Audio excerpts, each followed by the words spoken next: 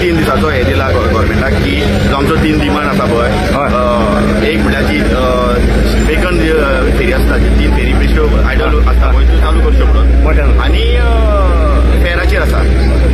फेर जो आसा पळय स्पेसिफीक चोडणेकारां खातीर खंय तरी एसेन्शियल आसलेल्या कारणान आयज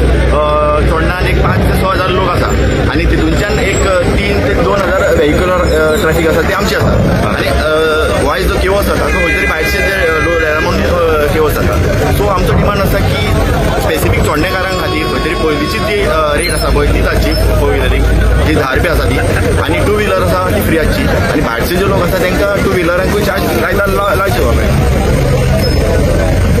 आणि रेटीचो एक जालो आणि शुक्रारा पासून हे जायना जाल्यार फुडलो आमी 3 दिसाचो गव्हर्मेंटाक आमी टायम दिता आनी 3 दिसाचे म्हाका दिसता एक डिमांड आसा तो आमचो तो फुलफील करपाक शकता, कारण 3 दिसाचे आनी